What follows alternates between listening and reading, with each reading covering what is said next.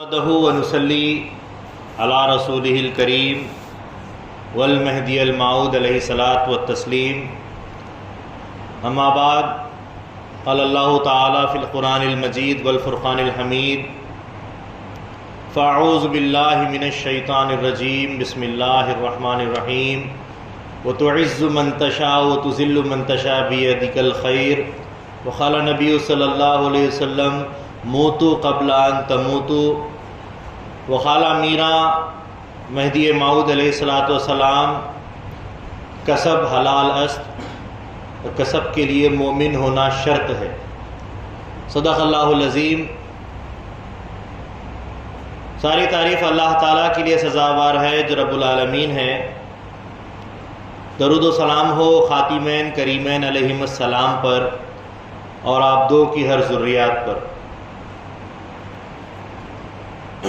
محترم بزرگوں، دوستوں، آج حضرت بندگی میراں سید محمود ثانی مہدی رضی اللہ تعالی عنہ کی سیرت کا ہم وہ حصہ، وہ گوشہ بیان کرنے جا رہے ہیں جس سے کہ ثانی مہدی رضی اللہ تعالی عنہ کا مقام و مرتبہ تمام مہدویوں کے ذہنوں کو اجاگر کر دیتا ہے، منور کر دیتا ہے، ان کو کھول کے رکھ دیتا ہے.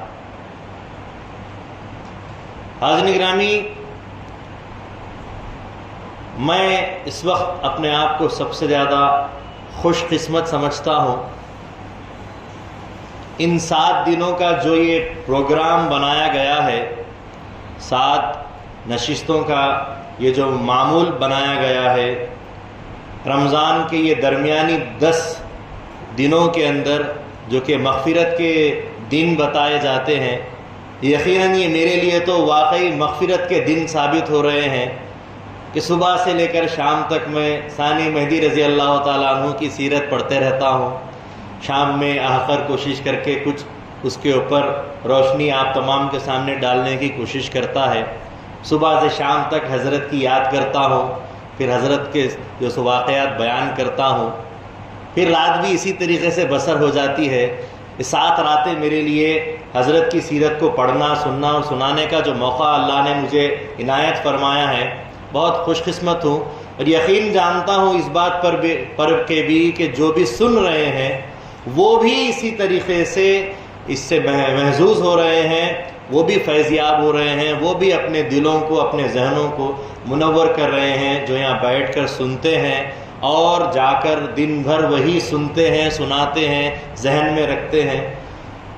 تو ایسا ہے، دل کے نقوش ہیں انہیں رکھنا سنبھال کر، کاغذ پہ رکھ دیا ہے کلیجہ نکال کر. تو بزرگوں کی جو سو تعریف میں، ان کے اوصاف میں جو بھی کاوش کی جا رہی ہے، اپنی عرق ریزی جو کی جا رہی ہے، یہ یقین جانیے کہ یہ ہماری جو سو ایمانی کیفیات ہے جو آپ کے سامنے پڑھی جا رہی ہیں، بتائی جا رہی ہیں. بہرحال حضرت مہدی موعود علیہ الصلوۃ والسلام نے ارشاد فرمایا کہ خدا کو قصوں سے اور کہانیوں کے ذریعے سے نہ پا سکو گے، صرف اور صرف ذکر اللہ کے ذریعے سے خدا کو پا سکو گے. ہم یہ جو 7 دن کی نشستیں رکھے ہیں، یہ کوئی قصہ کہانیاں بیان نہیں کی جا رہی ہیں، بلکہ اس میں دائرے مہدویہ کی تعلیمات کو بتایا جا رہا ہے. مہدی موعود علیہ الصلوۃ والسلام نے جو دین پیش کیا ہے، دین اسلام، دین محمد، دین مہدی ہی کی جو سو تعلیمات کو اجاگر کیا جا رہا ہے، آپ تک تفہیم کی جا رہی ہے، نہ کہ خالی قصہ کہانی سنایا جا رہا ہے. یہ تعلیمات ہے، اس کو سیرت نگاری کا کام کہتے ہیں. قصہ گوئی نہیں کہتے، سیرت نگاری کا کام کیا جا رہا ہے. بہرحال سیرت کے ہم اس حصے پر پہنچ چکے ہیں جہاں پر حضرت بندگی میراں سید محمود ثانی مہدی رضی اللہ تعالیٰ عنہ چاپن شریف پہنچتے ہیں اور وہاں پر تقریباً 4 سال کا عرصہ کچھ کم و بیش گزارتے ہیں. کسب کی حیثیت سے، کاسب کی حیثیت سے آپ کسب کر رہے ہیں. اس بات کو بھی مد نظر رکھنا ضروری ہے کہ جو لوگ یہ سوچتے ہیں کہ حضرت بندگی میراں سید محمود ثانی مہدی رضی اللہ تعالیٰ عنہ نے کسب کرنے سے ہمارے لیے کسب کا راستہ کھلا ہے، اور یہ سمجھتے ہیں کہ ہمارا کسب ان کا کسب جیسا ہے، تو یہ بہت بڑی غلط فہمی ہے۔ اگر یہ یقین بھی مانتے ہیں تو یہ گستاخی ہو جاتی ہے۔ حضرت ثانی مہدی رضی اللہ تعالیٰ عنہ کا کسب کہاں، تمہارا کسب کہاں؟ یہ جو کام کیا ہے در حقیقت مہدی موعود علیہ السلام نے ہی کیا ہے۔ خلیفۃ اللہ ہی کی جانب سے اجازت سے جو کام ہوتا ہے وہ کسی خلیفۃ اللہ کے خلیفے کا نہیں بلکہ خود خلیفۃ اللہ کا معاملہ ہوتا ہے۔ کسب کا معاملہ ثانی مہدی رضی اللہ تعالیٰ عنہ کی نسبت نہیں رکھتا، بلکہ وہ نسبت گویا کہ مہدی موعود علیہ السلام ہی کی طرف ہوتا ہے کہ کسب مہدی موعود علیہ السلام نے اس کو سکھایا ہے، بتایا ہے۔ کیونکہ کسب کے تعلق سے خود مہدی موعود علیہ السلام نے ارشاد فرمایا کہ کسب کرنا حلال ہے، لیکن کسب کرنے کے لیے پہلے مومن ہونا شرط ہے۔ مہدی موعود علیہ السلام نے ارشاد فرمایا کہ کسب حلال ہے، لیکن کسب کرنے کے لیے پہلے مومن ہونا چاہیے۔ تو مومن کی تعریف یہ ہے، مومن اس کو کہتے ہیں جو خدا کو سر کی آنکھوں سے یا دل کی آنکھ سے یا خواب میں دیکھتا ہو، یا کم سے کم خدا کا طالب ہو، وہ مومن ہوتا ہے۔ تو کاسب طالب مولا ہونا چاہیے، تب جا کر اس کا کسب حلال بنتا ہے۔ کاسب طالب مولا ہونا چاہیے۔ تو موعود علیہ السلام نے کیا ارشاد فرمایا؟ کسب حلال ہے، لیکن پہلے کسب کرنے کے لیے مومن ہونا شرط ہے۔ ایک مرتبہ کا واقعہ ایسا ہوا کہ مہدی موعود علیہ السلام سے کسی نے پوچھا کہ میراں جی، کچھ لوگ نئے مصدق ہوئے ہیں، مہدیت کی تصدیق کیے ہیں، ان کے اندر اتنا مادہ نہیں ہے کہ وہ فقر و فاقے پر صبر کر پائیں، فاقے پر صبر نہیں کر سکتے ہیں، تو ان کے لیے کیا اجازت ہے؟ مہدی موعود علیہ السلام نے پھر ارشاد فرمایا، اگر طاقت نہیں رکھتے ہیں تو ٹکے دو ٹکے کا کسب کر لیا کریں۔ کیا ارشاد فرمایا مہدی موعود علیہ السلام نے؟ دیکھیے یہاں مہدی موعود علیہ السلام کے فرامین چل رہے ہیں۔ ابھی ثانی مہدی رضی اللہ تعالیٰ عنہ کی زندگی اور ان کی وہ سیرت کے حصے کو جو کسب کیا ہے وہ لے کر ہم بات نہیں کر رہے ہیں۔ معلوم ہو رہا ہے کہ دائرے کی تعلیمات جو بھی ہے مہدی سے ملی ہے، اور کسب کی تعلیم بھی مہدی موعود علیہ السلام نے ہی دی ہے۔ مہدی موعود علیہ السلام نے ارشاد فرمایا، جو فاقوں پر صبر نہیں کر سکتا اس کے لیے جائز ہے کہ وہ ٹکے دو ٹکے کا کسب کر لیا کرے۔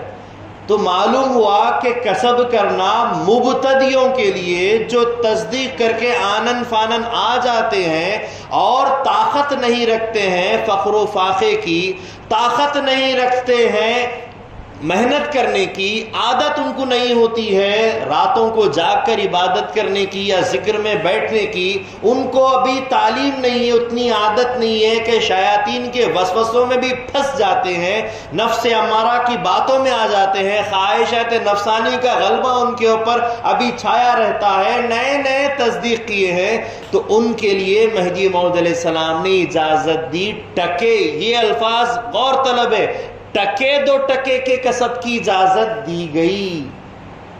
محلات، بلڈنگیں بنانے کی اجازت نہیں دی گئی کسب کے معاملے میں، ٹکے دو ٹکے کا کسب۔ اب اس ٹکے دو ٹکے کے کسب کی بھی تفصیل مہدی موعود علیہ السلام آگے ارشاد فرماتے ہیں۔ نقل میں آیا ایک مرتبہ مہدی موعود علیہ السلام سے پوچھا گیا کہ کسب کرنے کا معاملہ کیسا ہونا چاہیے، تو مہدی موعود علیہ السلام نے فرمایا، کسب کرنے کے تعلق سے آپ نے ارشاد فرمایا کہ ایک چیتل کسب کرے گا بہتر ہے، مگر دنیا اس کو کہتے ہیں کہ ایک چیتل کسب کرے گا تو دوسرے دن 2 چیتل کسب کرنے کا حرص پیدا ہو جائے گا۔ دنیا کی حرص طلب کرے گی، دنیا اپنی طرف کھینچے گی۔ ایک چیتل کا کسب کرے گا، اگلے دن 2 چیتل کسب کرنا چاہے گا۔ ہوشیار ہو جاؤ، حرص نہ کرو، کیونکہ جو زیادہ حرص کرے گا، طلب کرے گا، وہ خدا تعالی تک نہیں پہنچے گا۔ مطلب کیا ہے؟ حریص دنیا نہیں ہونا چاہیے، کاسب دنیا بنو، دنیا کو کسب کرو، لیکن اس میں حریص ہونا نہیں چاہیے۔ چیتل 2 چیتل ٹکے دو ٹکیت کا کسب ہونا چاہیے، اس کسب میں آگے بڑھنے کا حکم نہیں ہے۔ مہدی موعود علیہ السلام نے صرف اور صرف ان کے لیے کسب کی اجازت دی جو فقیری کی تعلیمات، تاریک دنیا کی تعلیمات میں پورے صابر نہیں ہو پاتے تھے، ان کے لیے اجازت دی کہ پہلے کسب کرتے ہوئے اپنے اندر جان بھرو، دم بھرو، طاقت پیدا کرو، قوت پیدا کرو۔ جب قوت پیدا ہو جائے تو یہ ٹکے دو ٹکے کا کسب بھی چھوڑ دو۔ کس بنا پر؟ یہ جو بات فقیر کہہ رہا ہے کس بنا پر؟ کیونکہ آگے امامنا مہدی موعود علیہ السلام کی نقل مبارک ملتی ہے، نقلیات میں عبد الرشید کے اندر نقل ملتی ہے۔ موعود علیہ السلام نے فرمایا کہ جو طالب مولا ہو گیا، کسب کی منزلوں سے آگے بڑھ گیا، طالب مولا بن گیا، موعود علیہ السلام نے فرمایا وہ فاقوں پر صبر کرے۔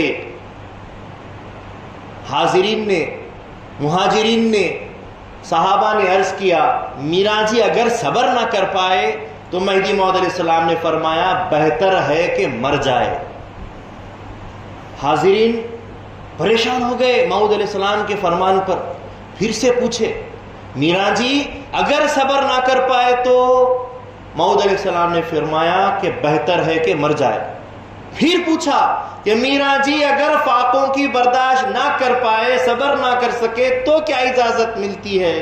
مہدی موعود علیہ السلام نے ارشاد فرمایا بہتر ہے کہ مر جائے۔ پھر 3 بار لگاتار ارشاد فرمایا مر جائے، مر جائے، مر جائے، موتو قبل ان تموتو، مرنے سے پہلے مر جاؤ، مر جاؤ، مر جاؤ۔ یہ رسول پاک صلی اللہ علیہ وسلم کا بھی فرمان ہے، یہی مہدی موعود علیہ السلام کا فرمان ہے۔ تو کسب کا معاملہ کیا ہے؟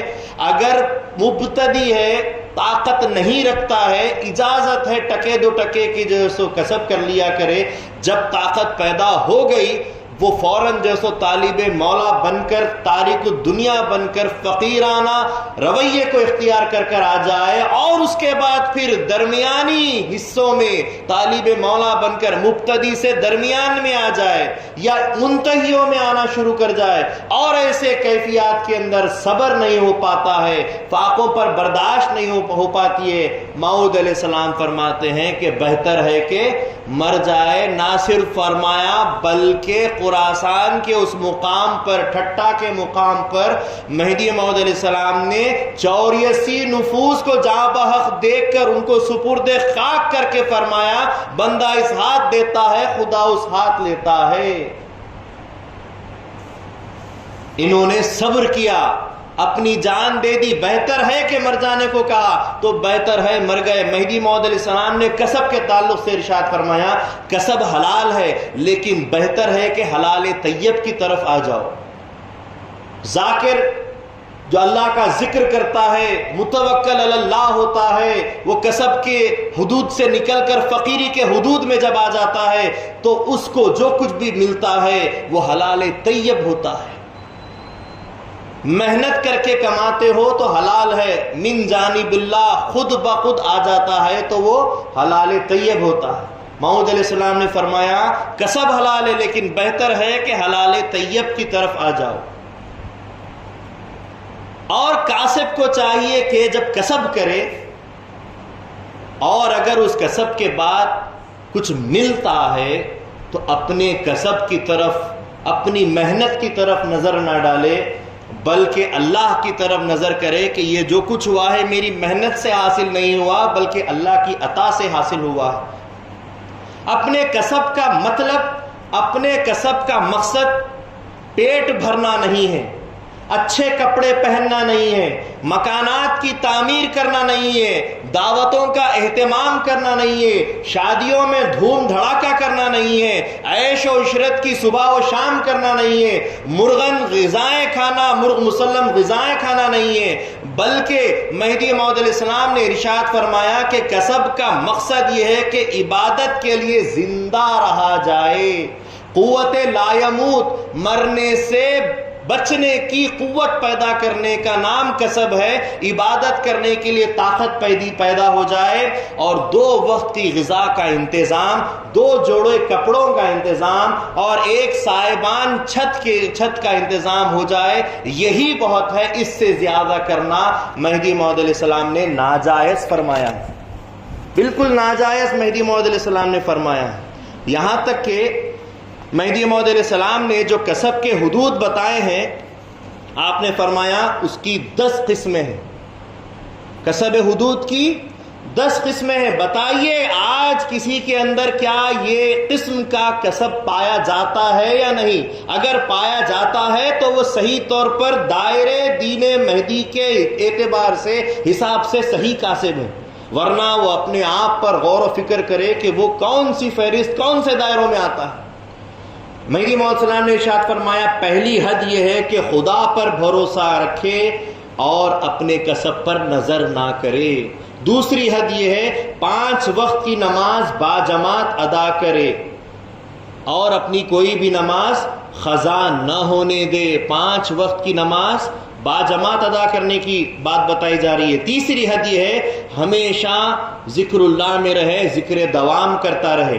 چوتھی شرط یہ ہے کہ حرص نہ کرے، تھوڑی غذا ستر عورت کی مقدار کپڑے پر اکتفا کرے، جتنے جسم کو کپڑے ڈھانپنے کے لیے چاہیے اتنے ہی کپڑوں کی طرف اور اتنی ہی غذا کے قوت لا یموت ہو جائے اتنی غذا کی طرف توجہ کرنی چاہیے، اس سے زیادہ نہیں۔ 5ویں شرط یہ ہے کہ پورا عشر خدا کی راہ میں ادا کریں، اگر عشر نہیں دیتے ہیں اس کا کسب بھی جائز نہیں۔ 6ٹھی شرط یہ ہے کہ طالبان خدا کی صحبت میں رہے، اللہ والوں کی، مرشدین کی صحبت اختیار کرے، اگر صحبت صادقین میں نہیں رہتا تو اس کا کسب بھی جائز نہیں۔ 7ویں شرط یہ ہے کہ ہمیشہ اپنی ذات پر ملامت کرتا رہے کہ میں کاسب بنا ہوا ہوں۔ مہدی موعود علیہ السلام نے فرمایا کہ برائے ترک دنیا ایمان نہیں، کب ترک دنیا کروں گا، میں کتنا نالائق ہوں کہ ابھی تک کسب کی دنیا میں رہ رہا ہوں، اپنے آپ پر ملامت کرتا رہے، یہ شرط ہے 7ویں شرط۔ 8ویں شرط یہ ہے کہ ہر 2 وقت کی حفاظت کرے، سلطان اللیل اور سلطان النہار، یعنی کہ فجر کے بعد کے ذکر کو اور عصر کے بعد کے ذکر کو محفوظ کرے، اور بلکہ شام کے وقت تو عصر سے لے کے عشاء تک کے وقت تک ذکر اللہ میں بیٹھنا ضروری ہے۔ 9ویں شرط یہ ہے کہ آذان ہو جانے کے بعد کوئی قسم کا کام نہ کرے، اگر اس وقت کسب کرے گا تو وہ کسب حرام ہو جائے گا۔ 10ویں شرط یہ ہے کہ جھوٹ نہ کہے اور جو کچھ قرآن میں آیا ہے اس پر عمل کرنے کی کوشش کرے، اور جو کچھ قرآن نے منع کیا ہے اس سے رک جائیں۔ یہ 10 شرائط کسب کے لیے بے حد ضروری ہیں۔ اگر کوئی کاسب ان شرائط سے رہ جاتا ہے، رک جاتا ہے یا چھوڑ دیتا ہے تو اس کا کسب یقیناً موعود علیہ السلام کے فرمان کے مطابق جائز نہیں۔ اور مہدی موعود علیہ السلام نے ایک مرتبہ تو اس حد تک ارشاد فرما دیا کہ مقام کسب کس کو بولتے ہیں؟ کسب وہ ہے کہ شاید کہ پیغمبر کر سکے، پیغمبر جو اللہ کے نبی ہوتے ہیں، پیغمبر شاید کہ کسب کرے کہ کسب کے حدود کی حفاظت کر سکے۔ اتنی بڑی بات مہدی موعود علیہ السلام نے ارشاد فرمائی۔ تو حاضرین گرامی، ہم بات کر رہے تھے چاپانیر شریف میں ثانی مہدی رضی اللہ تعالیٰ عنہ کے کسب کی۔ حضرت بندگی میرا سید محمود ثانی مہدی رضی اللہ تعالیٰ عنہ کا کسب کوئی معمولی کسب نہیں تھا۔ جیسا کہ موعود علیہ السلام نے فرمایا کسب پیغمبروں کی صفت سے تعلق رکھے کہ شاید کہ ان سے حدود کی پابندی ہو، تو یقیناً پیغمبرانہ صفت کسب ہے، اسی لیے ثانی مہدی رضی اللہ تعالی عنہ اس کسب کو انجام دے رہے تھے۔ وہاں کسب چالو تھا، کسب کیا جا رہا تھا۔ یہاں پر مہدی موعود علیہ السلام کے دربار میں مقام ٹھٹا میں 84 نفوس جاں بحق ہو گئے۔ مہدی موعود علیہ السلام نے ان کو ابراہیم علیہ السلام، موسیٰ علیہ السلام، عیسیٰ علیہ السلام کے مقامات سے نوازا، پیغمبروں کے مقام سے نوازا، اور اس کے بعد چند خطوط آتے گئے دیگر صحابہ اور مہاجرین کے لیے تو ان کو روانہ کرنے کا انتظام کیا، جاؤ خود کو اور اپنے اہل و عیال کو دوزخ کی آگ سے بچاؤ فرمایا مہدی موعود علیہ السلام نے۔ تو اصحاب مہدی جن میں حضرت شاہ نعمت، حضرت عبد المجید نور نوش رضی اللہ عنہ اور دیگر صحابہ تمام تیار ہوئے قافلے کے روپ میں، قافلے کی شکل میں جانے کے لیے۔ اس میں شاہ قطمی رضی اللہ تعالیٰ عنہ کو بھی شامل کیا گیا، جبکہ ان کے کوئی آل اولاد، شادی بیوی کچھ بھی نہیں تھا۔ کہا کہ نہیں، اللہ کا حکم ہے، اللہ کی طرف سے یہ معاملہ ہے، جائیے۔ حکم مہدی پر شاہ قطمی رضی اللہ تعالیٰ عنہ بھی تیار ہو جاتے ہیں۔ جب سب نکلنے والے ہوتے ہیں، حضرت بندگی میاں سید سلام اللہ رضی اللہ تعالیٰ عنہ ایک خط لکھنے کے لیے بیٹھتے ہیں۔ خط لکھا جا رہا تھا حضرت بندگی میرا سید محمود ثانی مہدی رضی اللہ تعالیٰ عنہ کو۔ مہدی موعود علیہ السلام کی نظر پڑ جاتی ہے۔ موعود علیہ السلام پوچھتے ہیں، بھائی سلام اللہ کیا کرتے ہو؟ کہا کہ خط لکھتا ہوں۔ فرمایا کس کو خط لکھتے ہو؟ کہا کہ سید محمود کو خط لکھتا ہوں۔ تو بتائیے خط میں آپ نے کیا لکھا؟ ملاحظہ کیا جاتا ہے۔ موعود علیہ السلام لیتے ہیں، خط پڑھتے ہیں۔ خط میں لکھا ہوا تھا کہ یہاں پر ہر کس و ناکس جو کہ غیر مہدی موعود علیہ السلام کے اولاد سے یا پھر ان کے گھرانے سے، خانوادے سے غیر ہے، وہ غیر ہو کر مہدی موعود علیہ السلام کی صحبت پا کر پیغمبروں کے مقامات سے نوازے جا رہے ہیں، اولو العزم انبیاء کے ان کے منصب ان کو دیے جا رہے ہیں، اور آپ فرزند ہو کر کیوں کر ان فیوز سے محروم رہتے ہو؟ آپ یہاں پر خدا را تشریف لا لیں اور ان تمام جو سو بہرے سے فیضیاب ہو جائیں۔ جب مہدی موعود علیہ السلام یہ پڑھتے ہیں، آپ خفا ہو جاتے ہیں اور فرماتے ہیں، اے میاں سید سلام اللہ ایسا کیوں لکھتے ہو؟ موعود علیہ السلام نے اس خط کو رد کر دیا اور مہدی موعود علیہ السلام نے فرمایا کہ نیا خط لکھو، اور اس نئے خط میں مہدی موعود علیہ السلام نے یہ لکھوایا، لکھو کہ شہر ٹھٹا میں میرا محمود ہے اور شہر چاپنیر میں سید محمد مہدی ہے۔ میاں سلام اللہ حیران ہو جاتے ہیں، پریشان ہو جاتے ہیں، پوچھتے ہیں میاں سید محمود اپنی جگہ ہے لیکن مہدی موعود تو میرا ہے، میرا جی ہے۔ تو مہدی موعود علیہ السلام فرماتے ہیں سید محمد مہدی میرا ہے لیکن سید محمود اول میرا ہے، اول میرا ہے سید محمود۔ ان کے مقام و مرتبے کو بتا رہے، وہ تو عز من تشاء، اللہ تعالیٰ جسے چاہتا ہے عزت بخشتا ہے، اللہ کے ہاتھ میں سب ساری خیر ہے۔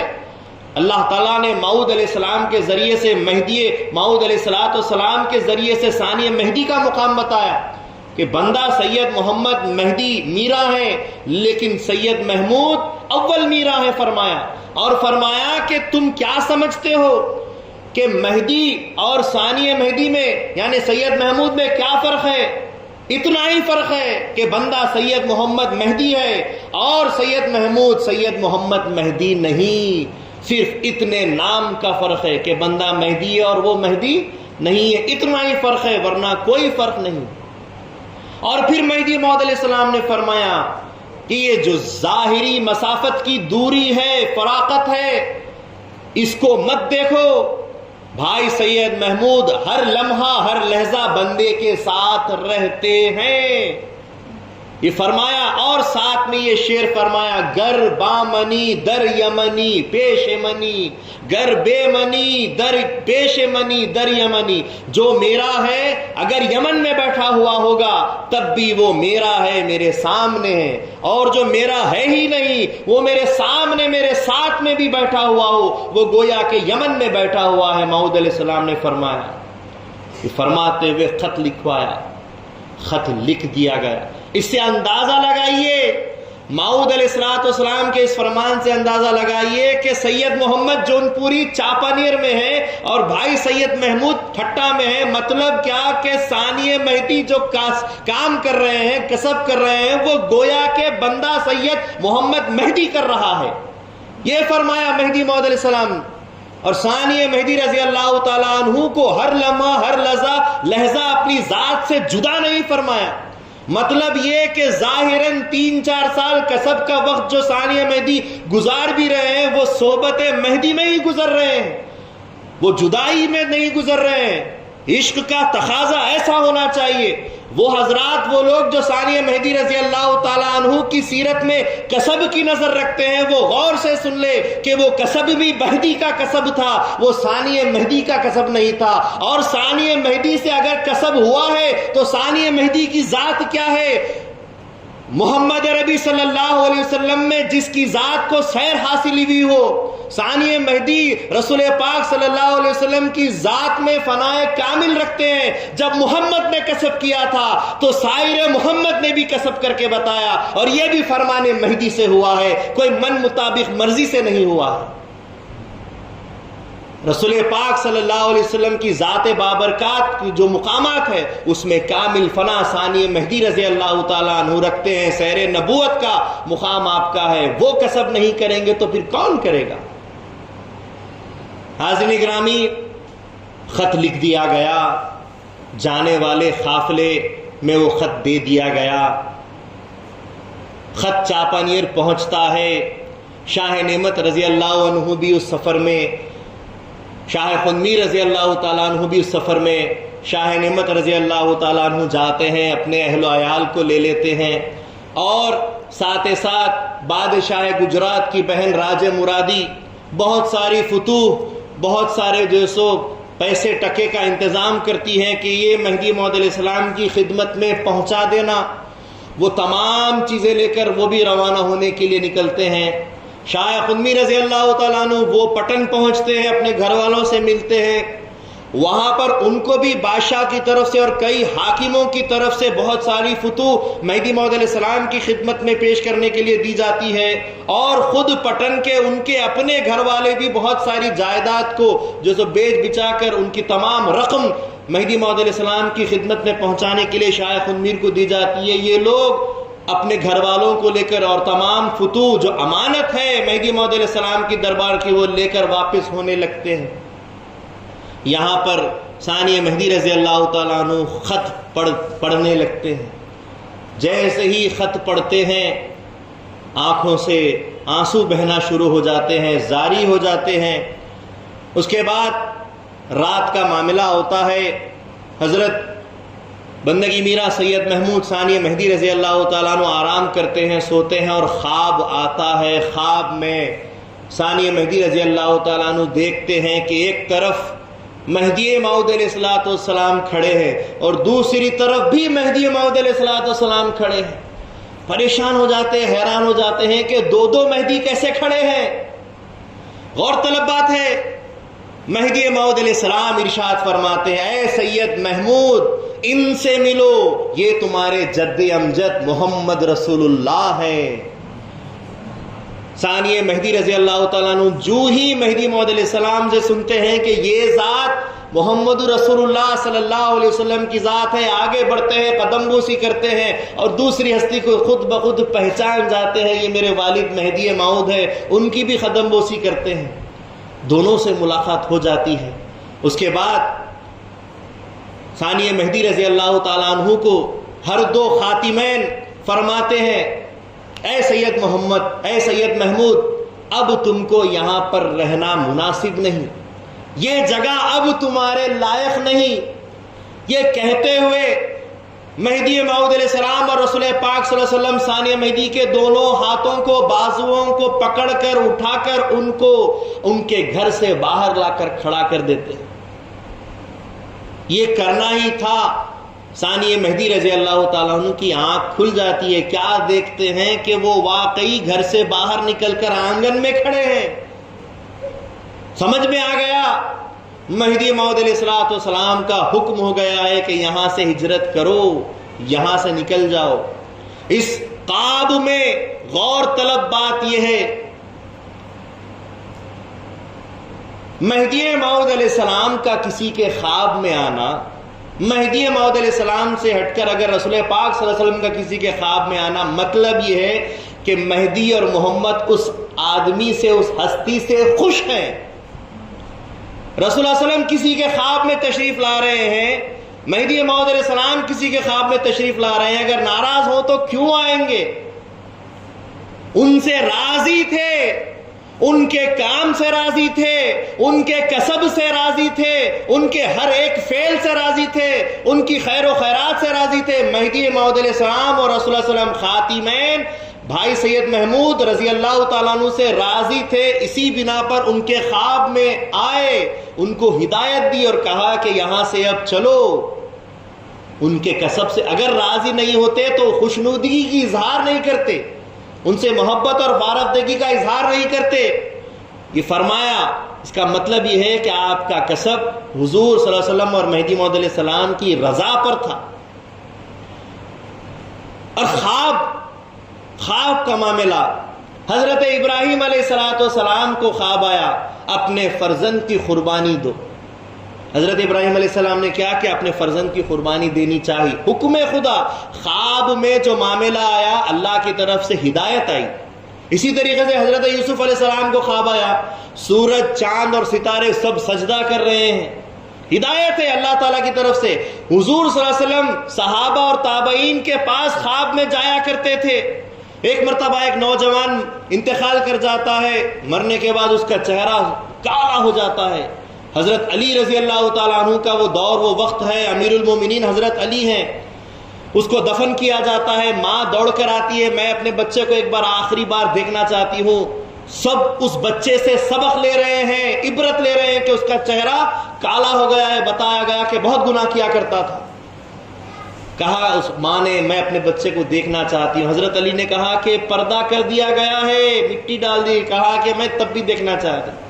حضرت علی نے اس کی ماں کی محبت اور ممتا کو دیکھتے ہوئے پھر سے مٹی ہٹائی اور کفن کھول کر دکھایا۔ کیا دیکھا کہ بچے کا چہرہ ایسا روشن ہے کہ پوری قبر منور ہو گئی ہے۔ سب حیرت کرنے لگے، پریشان ہو گئے، حضرت علی بھی پریشان ہو گئے۔ اتنا کالا سیاہ چہرہ اس لڑکے کا تھا تھوڑی دیر پہلے، اور اچانک اتنا خوبصورت منور نورانی ہو گیا، کیسے ہو گیا؟ مٹی ڈال دی گئی، ماں کو اللہ کی طرف سے شکرانہ ادا کرنے کے لیے وہ نکل گئی۔ حضرت علی بے چین، سب بے چین۔ رات ہوئی، حضرت علی رضی اللہ تعالیٰ عنہ کے خواب میں رسول پاک صلی اللہ علیہ وسلم تشریف لائے۔ اے علی کیوں تعجب کرتے ہو؟ جس نے تمہارے چہروں کو دیکھ لیا اللہ تعالیٰ نے اس کی بخشش نہیں کی تو پھر کیا کی؟ اے علی میں تم سے ہوں، تم مجھ سے ہے، اور جو تم سے جڑا وہ بھی مجھ سے ہے۔ کیا تعجب ہے کہ اس لڑکے نے تمہارا واسطہ لے لیا، امیر المومنین کو دیکھنے کا واسطہ لے لیا۔ حضور نے ہدایت کی تو رسول پاک صلی اللہ علیہ وسلم، صحابہ، تابعین، حضرت جنید بغدادی رحمۃ اللہ علیہ کے خواب میں بھی حضور صلی اللہ علیہ وسلم تشریف لائے۔ بہرحال کئی بزرگوں کے، تابعین کے، اولیاء کے خواب میں حضور تشریف لائے ہیں، ان کو ہدایت دی ہے۔ مطلب یہ ہے کہ رسول پاک صلی اللہ علیہ وسلم اپنا دیدار دینا ان سے رضامندی کی بات ہے۔ حضور دیدار دیے ہیں ثانی مہدی رضی اللہ تعالیٰ عنہ کو، کتنے راضی ہوں گے؟ قیامت تک مثالی ہے ثانی مہدی رضی اللہ تعالیٰ عنہ کا وہ خواب کہ ایک خواب میں مہدی اور محمد دونوں تشریف لا کر اپنے دیدار سے سرفراز فرمائے۔ وہ خواب مثالی ہے ہماری قوم میں۔ بہرحال اہمیت کی بات یہاں پر سب سے زیادہ یہ ہے، مہدی موعود علیہ السلام نے کسب نہیں کیا، لیکن ثانی مہدی رضی اللہ تعالیٰ عنہ نے کسب کیا موعود علیہ السلام کی رضامندی میں۔ حدیث کی بات ہم بتاتے ہوئے اس بات کو ثابت کرتے ہیں کہ حدیث کس کو کہتے ہیں؟ قولہ و فعلہ و اقرارہ۔ حضور صلی اللہ علیہ وسلم کا فرمانا بھی حدیث، حضور کا کوئی فعل، کوئی کام کرنا بھی حدیث۔ حضور کے سامنے صحابہ کوئی کام کرتے ہیں اور حضور سکوت اختیار کرتے ہیں، خاموشی اختیار کرتے ہیں، تو مطلب کہ وہ صحیح ہوا تو وہ بھی حدیث۔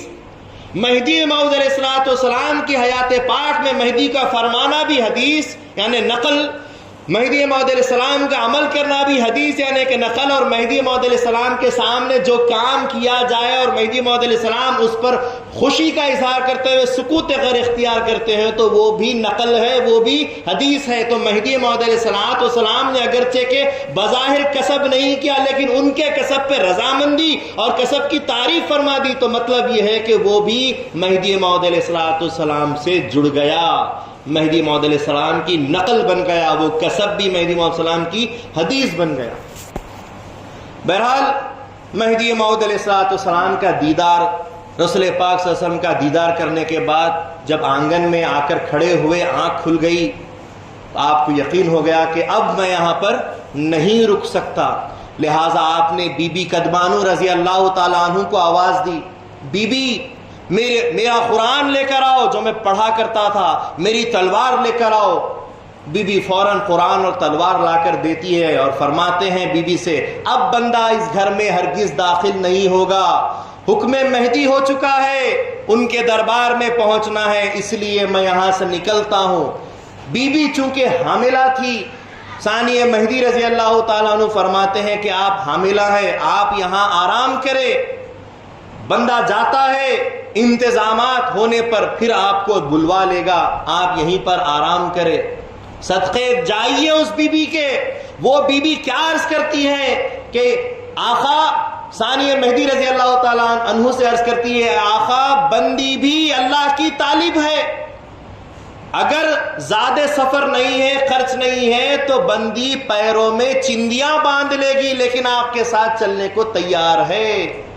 सानिया मेहदी रजी अल्लाह ताला अन्हु उनकी उस जोश और उस मोहब्बत को देखकर अचंबा करते हैं, ताजुब करते हैं और राजी हो जाते हैं कि ठीक है बीबी आप भी चलिए, लेकिन इससे पहले कि हम चले मुझ पर कुछ कर्ज है, नौकरों की तनख्वाह देना है, कैसे दी जाए? क्योंकि जो कुछ भी कमाते थे शाम होने तक सब खैरात कर दिया जाता था।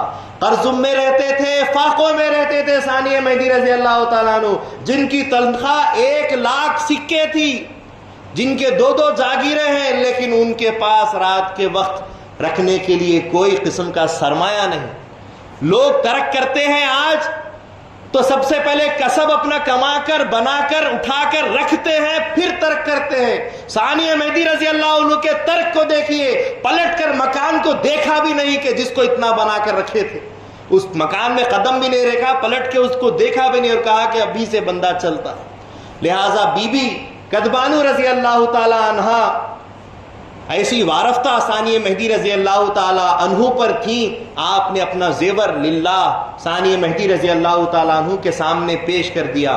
सानिया मेहदी रजी अल्लाह ताला अन्हु उस जेवर को बेचते हैं और उससे तमाम कर्ज अदा करते हैं, तनख्वाहें दे देते हैं और कुछ तोशेज़ात सफर के लिए तैयार कर लेते हैं।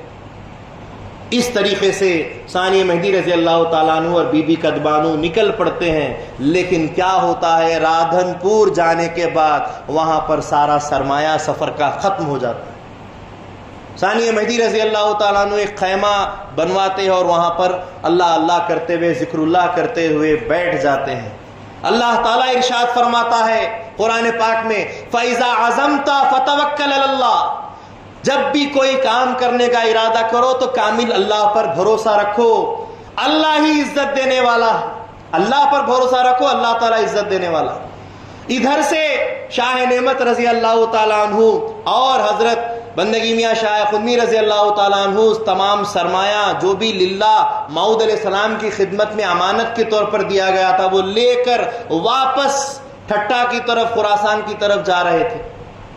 पता चला कि हजरत सानिया मेहदी रजी अल्लाह ताला अन्हु ने भी सफ़र का आगाज़ कर दिया है और राधनपुर में आकर क़ियाम किए हैं। सबसे पहले शाह नेमत रजी अल्लाह ताला अन्हु पहुँचते हैं, जाकर सानिया मेहदी रजी अल्लाह ताला अन्हु से मुलाकात करते हैं, सलाम अलैक होती है, मुलाकात होती है। हज़रत बंदगी मीना सैयद महमूद सानिया मेहदी रजी अल्लाह ताला अन्हु फरमाते हैं कि बंदे का सफ़र का कर्ज ख़त्म हो चुका है, अगर आप कर्ज के तौर पर अपने पास का जो सरमाया उसमें से कुछ कर्ज दे देंगे, बंदा वहां जाकर मेहदी मौऊद अलैहिस्सलाम की खिदमत में आपको वो कर्ज वापस कर देगा।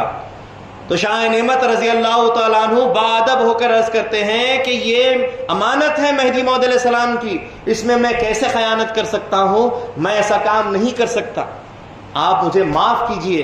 तो हजरत सानिया मेहदी रजी अल्लाह ताला अन्हु जो अल्लाह पर कामिल भरोसा करके इरादा करके निकले हैं, वो कहते हैं कि ठीक है आप आराम कीजिए, मैं भी आराम करता हूँ। सानिया मेहदी रजी अल्लाह ताला अपने खैमे में जाकर जिक्रुल्लाह में बैठ जाते हैं।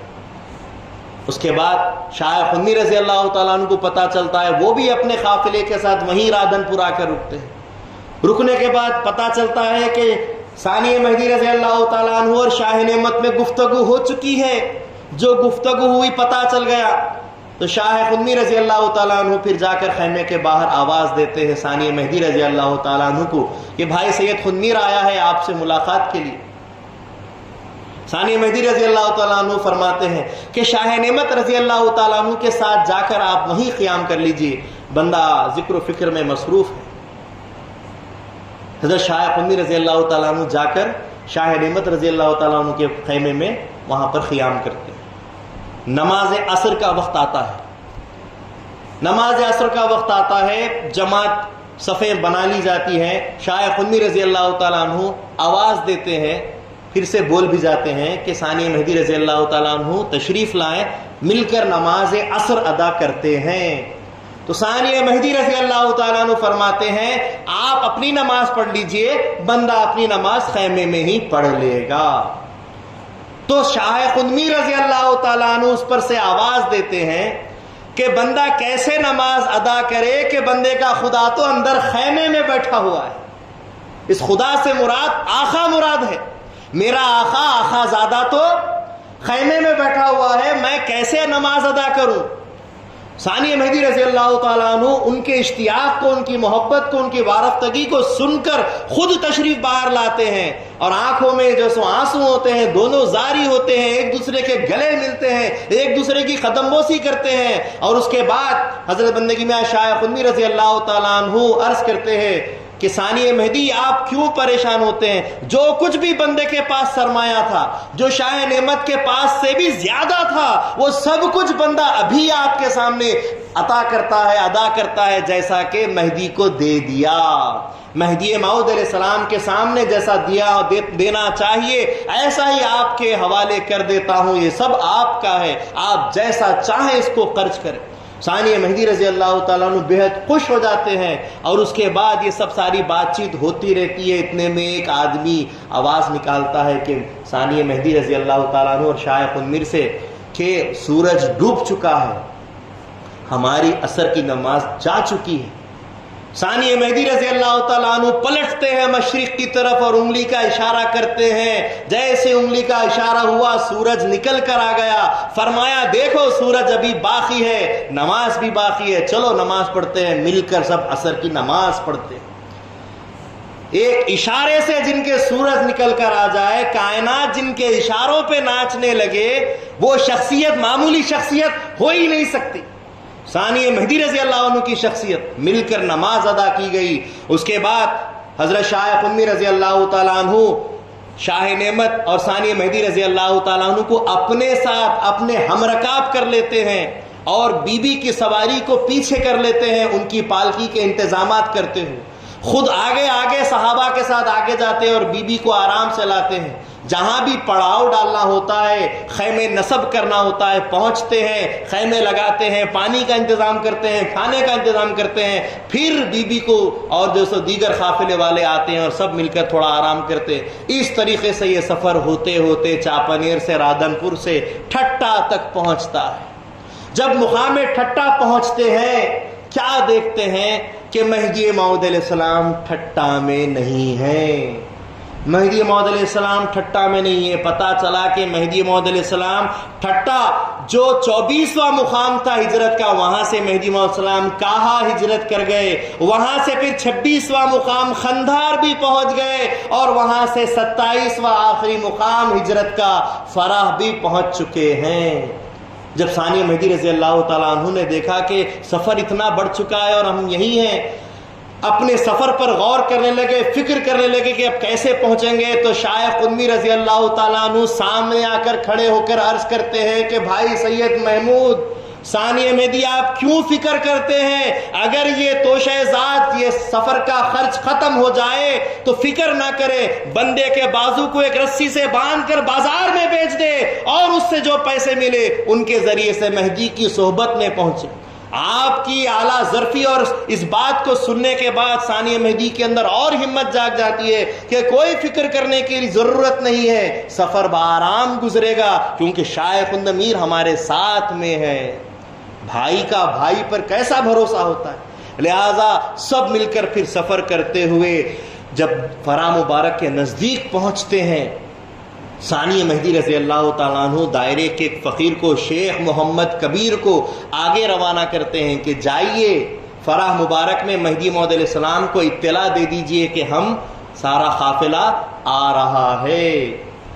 شیخ محمد کبیر جو ہی جا کر مہدی موعود علیہ السلام کے دربار میں یہ بات بتاتے ہیں کہ ثانی مہدی رضی اللہ تعالیٰ عنہ میں احباب تشریف لا رہے ہیں، مہدی موعود علیہ السلام کی خوشی کا ٹھکانہ نہیں نظر آتا۔ مہدی موعود علیہ السلام دائرے میں گھومنا شروع کرتے ہیں، دائرے کے حجروں میں جاتے ہیں، دائرے کی باڑ کے پاس جاتے ہیں، بی بی ملکان رضی اللہ تعالیٰ عنہ کے پاس آتے ہیں، سب کو یہ کہتے چلے جاتے ہیں صفائی کرو، جھاڑو دو، جھاڑوں کو پانی ڈالو، گھڑوں میں پانی بھرو، اچھی مٹی کا انتظام کرو، پاکی صفائی اس میں سب لگ جاتے ہیں۔ مہدی موعود علیہ السلام کی بے چینی کو دیکھ کر بی بی ملکان رضی اللہ تعالیٰ عنہ پوچھتی ہیں کہ میرا جی کیا مہدی کو بھی فرزند کے آنے کی خوشی ہوتی ہے؟ تو مہدی موعود علیہ السلام فرماتے ہیں کیوں نہ ہو کہ پوت پوت ہو کر آ رہا ہے، جو مقام ہے اس مقام کے ساتھ وہ لے کر آ رہا ہے، کیوں نہ خوشی ہو۔ مہدی موعود علیہ السلام سارے انتظامات میں لگ جاتے ہیں۔ دیکھیے وہ تو عز من تشاء، اللہ جسے عزت دینا چاہتا ہے دیتا ہے، اور جو ارادہ کامل کرتا ہے اللہ اس کو منزل تک پہنچاتا ہے۔ مہدی موعود علیہ السلام کی ثانی مہدی کے تعلق سے یہ عزت کرنا سارے دائرے والوں کو اچنبے میں ڈالنا تھا، حیران کرنا تھا کہ آخر مہدی موعود علیہ السلام کس قدر ثانی مہدی سے محبت کرتے ہیں۔ بہرحال جب قافلہ آیا، مہدی موعود علیہ السلام تمام اپنے ساتھیوں کے ساتھ استقبال کرتے ہیں ثانی مہدی رضی اللہ تعالیٰ عنہ کا، اور اس کے بعد استقبال کرنے کے ساتھ آگے بڑھ کر ان کے جو سو بغل گیر ہوتے ہیں ان کو اپنے سینے سے لگاتے ہیں۔ ثانی مہدی روتے چلے جاتے ہیں، مہدی موعود علیہ السلام بھی روتے چلے جاتے ہیں، اتنا روتے ہیں کہ ہر دو کے آنسو بہتے بہتے ہتھیلیوں تک پہنچ جاتے ہیں، آستین پورے بھیگ جاتے ہیں آنسوؤں میں۔ یہ منظر دیکھ کر، بڑا عجب منظر دیکھ کر سب حیران تھے، ایک عجیب ہی خوشی تھی مہدی موعود علیہ السلام کی اور دائرے والوں کی۔ یہ سب دیکھنے کے بعد پھر مہدی موعود علیہ السلام بی بی کدبانو رضی اللہ تعالی عنہا کو اپنے نزدیک بلاتے ہیں۔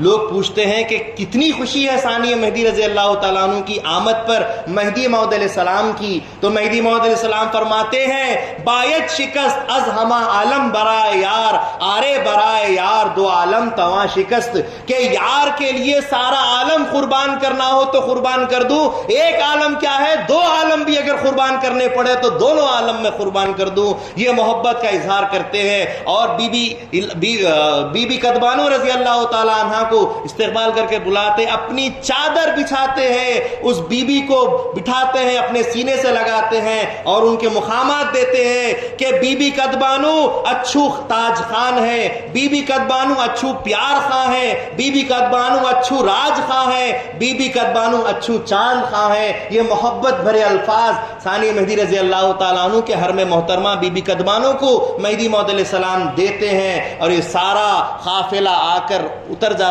ہے، رہ جاتا ہے۔ اس کے بعد ثانی مہدی رضی اللہ تعالیٰ عنہ اپنے سفر کے حالات بتاتے ہوئے کہتے ہیں کہ بھائی سید خندمیر اگر نہ ہوتے تو بندہ تو راستے کا ہو جاتا۔ تو مہدی موعود علیہ السلام فرماتے ہیں کہ کیا تعجب ہے کہ بھائی سید خندمیر تمہارے برادر حقیقی ہیں۔ اور اس کے بعد پھر ثانی مہدی رضی اللہ تعالیٰ عنہ شاہ نعمت کے تعلق سے کہتے ہیں کہ انہوں نے مال و زر دینے سے انکار کر دیا تھا۔ موعود علیہ السلام فرماتے ہیں کیا تم نے گجرات کی کہاوت نہیں سنی کہ باپ کا مال بیٹے کا ہی ہوتا ہے؟ دے دیتے، کوئی پرواہ نہیں تھی۔ حضرت شاہ نعمت رضی اللہ تعالیٰ عنہ دل ہی دل میں کہیں میں ثانی مہدی رضی اللہ تعالیٰ عنہ کی شان اقدس میں کہیں گستاخی نہ کر دیا، کہیں میں نے کوئی غلط کام نہ کر دیا، اپنے آپ پر جو ہے سو ملامت کرتے ہوئے سفر کرتے ہوئے ایک ریگستان کے پاس جا کر بیٹھ جاتے ہیں اور وہاں آہوزاری کرنے لگتے ہیں۔ اتنے میں مہدی موعود علیہ السلام پر اللہ تعالیٰ کی طرف سے حکم نافذ ہوتا ہے، اے سید محمد ہمارے بندے کو سنبھالو کہ وہ آہوزاری کرتا ہے۔ دیکھیے ہر صحابی کا مقام، ہر خلیفے کا مقام اللہ کے پاس کیسا ہے۔ مہدی موعود علیہ السلام جاتے ہیں، بھائی شاہ نعمت کو مناتے ہیں اور کہتے ہیں اے شاہ نعمت کیوں روتے ہو کہ تم نے اور ہم نے تو توکل کے میدان میں گھوڑے دوڑائے ہیں، صرف کانوں کا فرق ہو گیا ہے۔ عزت دی اور ان کو پھر سے لے کر آ گئے۔ اس کے بعد اس کے بعد مہدی موعود علیہ السلام جب بیان قرآن کرنے کے لیے بیٹھتے ہیں، بیان کا نہج بدل جاتا ہے، بیان میں ایک جیسے ایک معراج کے واقعات جیسے بیان ہونا ہوتے ہیں، ویسے عروج کے بیانات، ویسے اللہ تبارک و تعالیٰ کے جیسے اللہ تبارک و تعالیٰ کے دیدار کے تعلق سے جو اور مقامات ہونے چاہیے تھے، قرآن کے وہ رموز بھی بیان کرنے شروع کر دیے۔ اس سے پہلے کبھی ایسے بیان نہیں ہوتے تھے۔ لوگ پوچھتے ہیں میران جی اب تک تو ایسے بیان کبھی نہیں ہوئے تھے، کیا بات ہے کہ بیان کا نہج بدل گیا ہے؟ مہدی موعود علیہ السلام فرماتے ہیں حاملان بیان قرآن جو آ گئے ہیں، اب